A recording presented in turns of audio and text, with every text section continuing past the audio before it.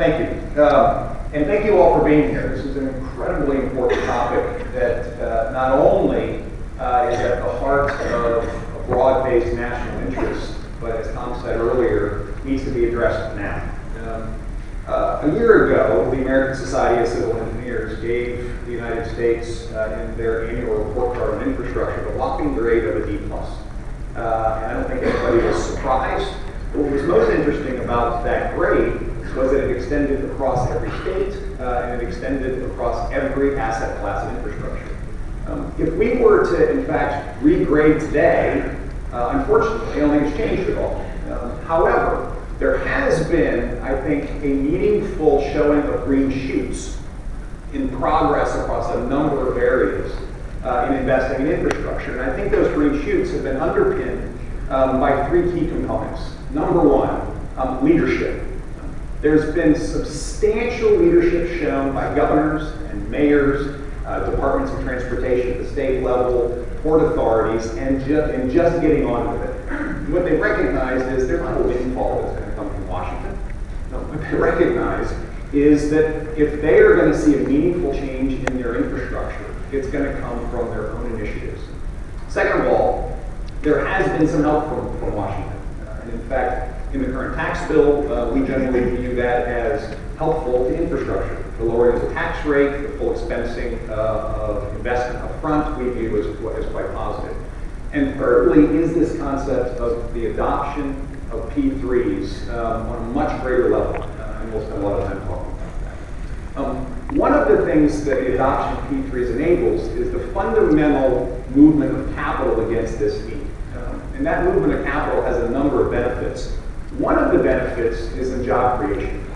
This is a tough slide to see from across the room, but what we do is build up with our friends from Boston Consulting Group the labor efficiency, the job value of investing in infrastructure.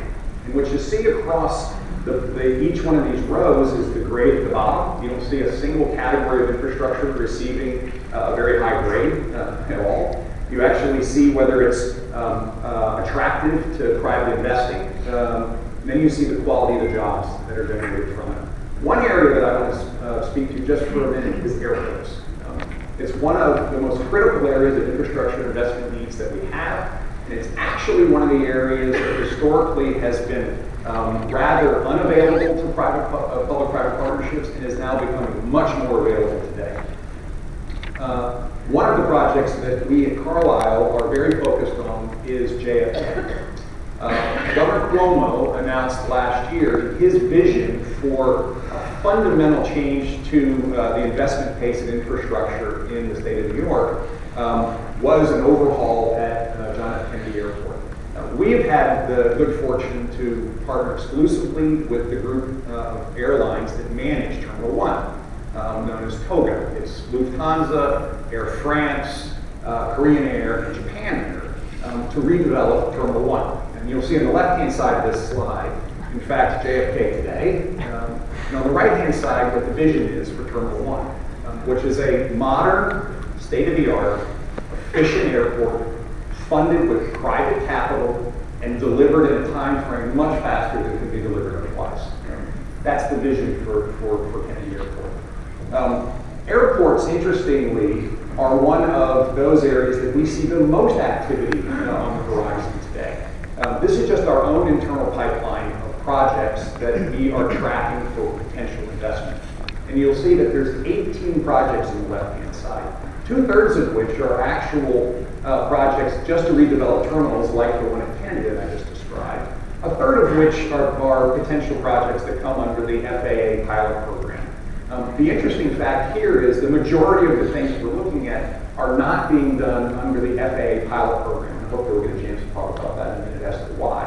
It's a large amount of capital, $25 billion that can be moved against airport needs in a reasonably short time, just in our pipeline. That actually was everyone. So as we dip into this conversation, one of the great attributes of private capital is pace and outcomes. And I think when it comes to infrastructure investing, one of the things that I think we have to keep focused on is outcomes. We need outcomes now, and we need them in a quality that in fact changes that American society society of civil engineers grade from a B+ to something that we're all proud of.